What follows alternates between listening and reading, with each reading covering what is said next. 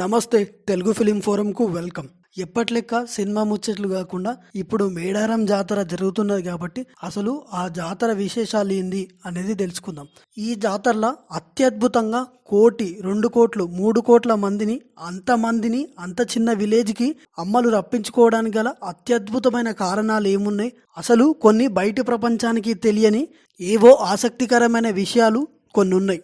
అవేంటి అనేవి చూద్దాం. ఫస్ట్ సమ్మక్క సారక్క జాతరకు ముఖ్యమైన ఘట్టం చిలకలగుట్ట నుంచి అమ్మవారిని సమ్మక్కను మేడారం గద్దె మీదకి సమ్మక్క గద్దె మీదకి తీసుకురావడం అనే ఘట్టం.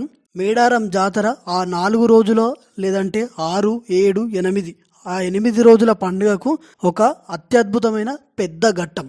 అయితే ఈ మేడారం సమ్మక్క సారలమ్మ జాతరలో సమ్మక్కను తీసుకురావడానికి చిలకలగుట్ట నుంచి మేడారం సమ్మక్క గద్దె మీదకి సమ్మక్కను తీసుకొస్తారు. ఎవరు తీసుకొస్తారు అంటే ఒడ్డెలు, కోయ వాళ్ళు తీసుకొస్తారు. అయితే ఆ చిలకలగుట్ట అనేది కీకారణ్యం అన్నట్టు. ఆ గుట్టకు ఎవరు పోరాకుండా ఉంటుంది. అది ఓన్లీ కోయలకు మాత్రమే సాధ్యమైంది. అయితే ఈ కోయలు వాళ్ళ దగ్గర ఉన్న ఏవో సామాగ్రిని అంటే ఆ సామాన్లను తీసుకుంటారు. వాళ్ళ దగ్గరనే ఉంటాయి ఆ సామాన్లు. సో అమ్మ వచ్చే రోజు గురువారం రోజు ఆ చిలకలగుట్టకు వెళ్తారు. చిలకలగుట్ట కిందనే మిగతా ప్రజలంతా ఉంటారు. కొంచెం దూరం వరకు ఎస్పీలు, కలెక్టర్లు, ఎమ్మెల్యే సీతక్క అలాంటి వాళ్ళు ముఖ్యమైన వాళ్ళంతా కొంచెం దూరం వరకు వెళ్తారు. దాని తర్వాత 5 కోయ వాళ్ళు అంటే పూజారులు కొంత దూరం వరకు వెళ్తారు.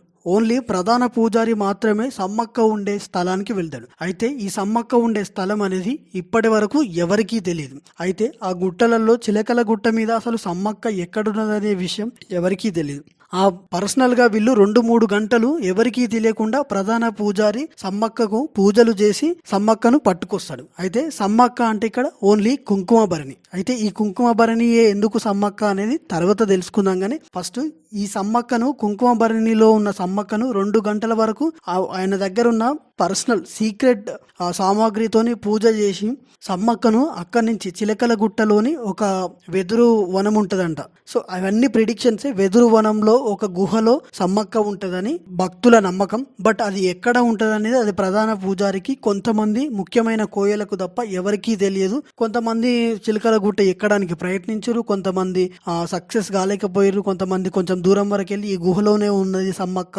అని కొంతమంది అనుకున్నారు. కానీ సమ్మక్క ఆ గుహలో ఉందా, వెదురు వనంలో ఉందా? అయితే ఇంకొంతమంది నమ్మకం ఏంటంటే వెదురు వనంలో ఒక గుహలో ఓ పుట్ట మీద సమ్మక్క యొక్క కుంకుమ భరణి ఉన్నదని నమ్ముతారు. అయితే అక్కడే ఉందా సమ్మక్క అంటే ఎవరికీ తెలియదు. ఆ గుహ వరకు వెళ్ళిన వాళ్ళు సమ్మక్క ఈ గుహలోనే ఉండొచ్చు అని అనుకున్నారు. అయితే కొంతమంది ఆధ్యాత్మికవేత్తలు చెప్పే మాట ఏంటంటే సమ్మక్క ఈ చిలకల గుట్టను చివరి వరకు ఎవరు ఎక్కలేకపోయారు. అయితే ధైర్యం చేసి ఎక్కిన వారు చిలకల గుట్ట మీదకు వెళ్ళిన వారు ఒక విషయం చెప్పారు.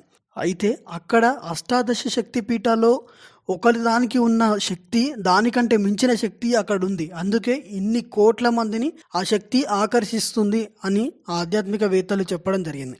అయితే ఇంకా మేడారానికి వెళ్ళే భక్తులు ఆ రోడ్డు మార్గంలో ఏదైనా ప్రమాదాలు అయితే తప్ప ఆ కుగ్రామంలో చిన్న మొత్తం అడవి ఉన్న గ్రామంలో ఏ ఒక్కరికి కానీ తేలు కానీ పాము కానీ కుట్టడం అనేది అసంభవం. అది జరగదు.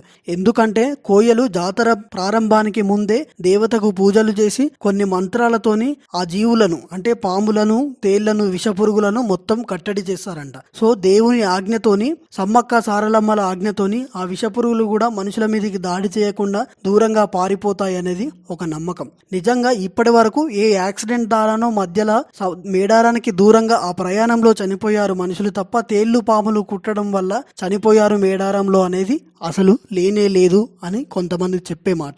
అయితే జాతర ఒక పీక్ స్టేజ్కి తీసుకెళ్లి ఆ చిలకల గుట్ట మీద వెదురు వనంలో గుహలో ఉన్న పుట్ట మీద ఉన్న కుంకుమ భరణిలో ఉన్న కుంకుమ అదే మొత్తం జాతరకు పీక్స్కి తీసుకెళ్లే ఒక ఘట్టం. అయితే దాంట్లో ఆ కుంకుమ భరణిలో అమ్మవారి యొక్క పసుపు కుంకుమలు అంటే అమ్మవారి యొక్క రక్తంతో నింపిన పసుపు కుంకుమలు ఉన్నాయనేది ఒక నమ్మకం ఉంది. అయితే ఈ స్టోరీ సమ్మక్క సారలమ్మల స్టోరీ ఎలా ఉంది అనేది ఇప్పుడు చూద్దాం. ఫస్ట్ మేడరాజు లేకపోతే ఒక కోయరాజు. ఆ కోయరాజుకి పిల్లలు లేరు. ఆ కోయరాజు అతని భార్య నాగేంద్రకు తల్లికి భవానికి పూజలు చేస్తున్నప్పుడు భవాని అమ్మ నువ్వు మా ఇంట్లో పుట్టు, నువ్వు నా పాపగా పెరుగు అని కోయరాజు ఎప్పటికీ పూజలు చేస్తూ ఎన్నో వ్రతాలు నోములు నోస్తూ ఉండేవాడు. అయితే చివరికి అతను కోయ వాళ్ళందరినీ వెంట పెట్టుకొని అడవిలోకి వెళ్ళాడు. అతని గ్రామం బయ్యక్కపేట. మేడారానికి ఇప్పుడు 15 కిలోమీటర్ల దూరంలో ఉంటుంది బయ్యక్కపేట. అక్కడి నుంచి చిలకలగుట్టకు వేటకు వెళ్తాడు. ఆ వేటకు వెళ్లిన సమయంలో పసిపాప అరుపులు మధురంగా వినపడుతూ ఉంటాయి వాళ్ళందరికీ. అయితే ఈ పసిపాప నవ్వులు ఏడుపులు ఎక్కడివని తీవ్రంగా గాలించగా ఒక పెద్ద పుట్ట మీద మంచిగా అందంగా ఒక పాప, ఆ చుట్టూ పులులు సింహాలు సంచరిస్తూ ఉంటాయి. అమ్మవారికి కాపలుగా పులులు సింహాలు ఉంటాయి. దాన్ని చూసి ఈ పాప మామూలు పాప కాదు, దివ్యమైన శక్తితో ఉన్న పాప అని ఆ మేడరాజు, ఆ కోయరాజు ఆ పాపను తీసుకొచ్చి పెంచుతూ ఉంటాడు. ఆ పాప ఎలాగైతే పెరుగుతుందో వాళ్ళ సిరి సంపదలు కూడా, కోయ రాజ్యం కూడా, కోయ ప్రజలు కూడా అంతే ఆనందంగా సంబరాలతో ఉంటారు. అయితే ఈ పాప సామాన్యమైన పాప కాదు. ఆమె చూస్తే చాలు ఎట్లాంటి రోగాలైనా నయమైపోతాయి. ఆమె కళ్ళు లేని వాళ్ళ కళ్ళ మీద చేయి పెడితే చాలు వాళ్ళ కళ్ళు వస్తాయి.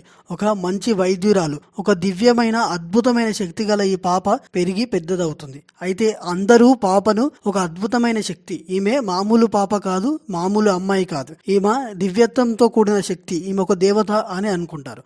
ఈ మధ్యనే పగిడిద్ద రాజు ఒక రాజ్యాన్ని పాలిస్తూ ఉంటాడు. అయితే ఆ పగిడిద్ద రాజు సమ్మక్క మీద మనసు పడతాడు. సమ్మక్క కూడా పగిడిద్ద రాజు మీద మనసు పడుతుంది. వీళ్ళిద్దరికీ కోయలందరూ కలిసి పెళ్లి చేస్తారు. పెళ్లి చేసి బయ్యక్కపేట నుంచి సమ్మక్కను పగిడిద్ద రాజును మేడారం సాగదొలుతారు. అయితే మేడారం సమ్మక్క యొక్క మెట్టినిల్లు, బయ్యక్కపేట సమ్మక్క యొక్క పుట్టినిల్లు. అయితే మేడారం వచ్చిన సమ్మక్క పగిడిద్ద రాజులకు సారలమ్మ, జంపన్న, నాగులమ్మ ఇద్దరు కూతుళ్ళు, ఒక కొడుకు పుడతాడు. అయితే ఇదే సమయంలో 1300 సంవత్సరంలో వరంగల్ను పాలిస్తున్న ప్రతాపరుద్రుడు కాకతీయ వంశస్థుడు మేడారం రాజ్యాన్ని కూడా పాలిస్తూ ఉండేవాడు. అయితే అప్పుడే తీవ్రమైన కరువు కాటకాలు వచ్చాయి. సో దీనితో ప్రతాపరుద్రుడు పన్ను కట్టాలి మీ రాజ్యం నుంచి అని పగిడిద్ద రాజుకు చెప్తాడు. అప్పుడు పగిడిద్ద రాజు మా రాజ్యంలో కరువు కాటకాలు ఉన్నాయి, ఇప్పుడు మేము శిస్తు కట్టలేము, మాది స్వాతంత్ర రాజ్యంగా ప్రకటించండి అని చెప్పడంతో ప్రతాపరుద్రుడు ససేమీర ఒప్పుకోకుండా సింహం మీదికి చిలుక యొక్క బాణాల, నేను దీన్ని సహించను, మీరు ఎలాగైనా శిస్తు కట్టాలి అని వాళ్లకు వార్నింగ్ ఇస్తాడు.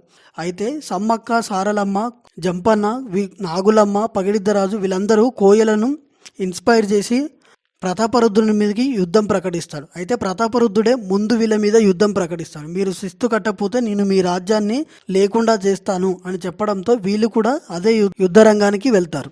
అయితే దీనికంటే ముందే సారలమ్మ లేదంటే సారక్కను కన్నెపల్లి ఊర్లో గోవిందరాజుకిచ్చి సమ్మక్క పెళ్లి చేస్తుంది. అయితే ప్రతాపరుద్రుడు కన్నెపల్లి నుంచే యుద్ధం మొదలు పెడతాడు. కన్నెపల్లిలో సారక్క, గోవిందరాజులిద్దరూ ప్రతాపరుద్రుని సైన్యంతో యుద్ధం చేసి అక్కడే చచ్చిపోతారు.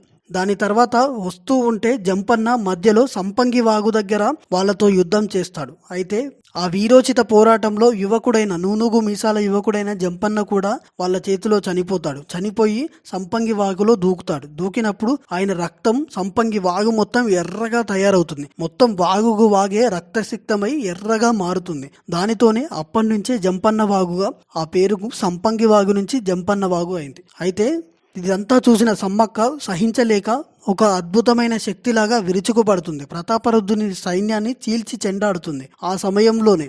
అయితే ఇక ఈ ఆడదాన్ని మనం నిలువరించలేమని చెప్పి వెనక నుంచి జల్లెడలాగా కత్తిపోట్లు పొడిచి సమ్మక్కను గుల్లలుగా పొడిచి ప్రతాపరుద్రుని సైన్యం చంపేయడానికి ప్రయత్నిస్తుంది. అయితే ఇక్కడే సమ్మక్క నేను పుట్టిన స్థలానికి వెళ్ళి చనిపోతాను, నేను ఇక్కడ చనిపోను, నా రక్తం చుక్క ఇక్కడ ఒక్కటి పడ్డా నా ప్రజలకు కరువు కాటకాలు మళ్ళీ తప్పవు అని చెప్పి చిలకలగుట్ట మీదకి, మేడారం నుంచి చిలకలగుట్ట ఒక 1 కిలోమీటర్ ఉంటుంది, ఆ చిలకలగుట్ట మీదకి నడుచుకుంటూ వెళ్ళి అక్కడికి వెళ్ళి తల్లి అదృశ్యమవుతుంది. అయితే అదృశ్యం అయ్యేటప్పుడు ఒక కుంకుమ భరిణిలాగా తయారై ఆమె రక్తాన్ని అందులో నిక్షిప్తం చేసి ఆ కుంకుమ బండారి గాజులు అలా తయారయ్యి ఓన్లీ ఆ కుంకుమ భరణిలో ఆమె రక్తాన్ని సింధూరంగా మార్చి ఆమె శక్తి అదృశ్యమైపోతుంది. అయితే ఆ కుంకుమ భరణి, గాజులు, ఆమె వస్తువులు అనేవే అప్పటి నుంచి దేవతగా కొలవబడుతున్నాయి. అయితే మిగిలిన కోయలు ప్రతాపరుద్రుని సైన్యం వచ్చి చూసే వరకు చిలకలగుట్ట మీద సమ్మక్క అదృశ్యమై ఓన్లీ ఒక కుంకుమ భరణి, ఆమె వస్తువులు మాత్రమే మిగిలిపోతాయి. సో దీనితో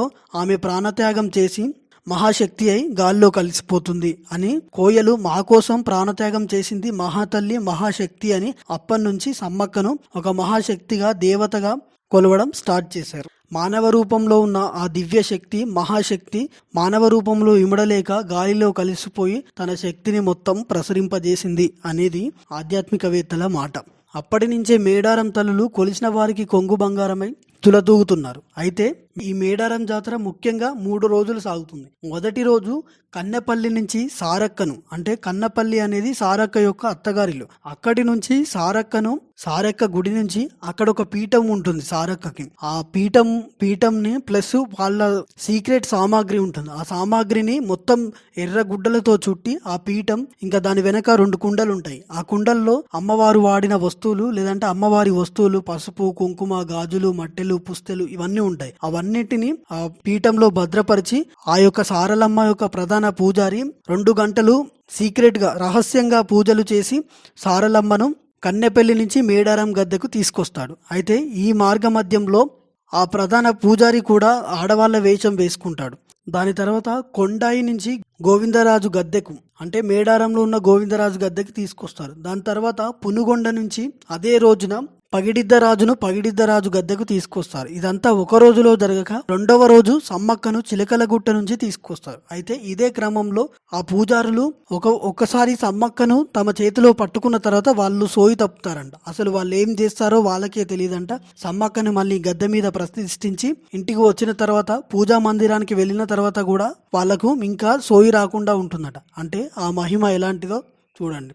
దాని తర్వాత 3వ రోజు ఇంకా తల్లులు, అయ్యవార్లు అందరూ గద్దెల మీద ఎక్కిన తర్వాత 3వ రోజు భక్తులందరూ తమ మొక్కులను సమర్పిస్తారు. బెల్లాన్ని బంగారంగా, ఎదురుకోళ్ళు, యాటలు అన్ని కోసి తమ కోరికలు కోరుకొని చిక్కులు పాపమని తల్లులను వేడుకుంటారు. దీనితో జాతర ముగుస్తుంది. నెక్స్ట్ రోజు మళ్ళీ దేవతలను తమ స్థానాలకు వనప్రవేశం చేపించి ఇప్పటితో జాతర ముగుస్తుంది. ఇది మేడారం జాతర యొక్క ప్రాశస్తం.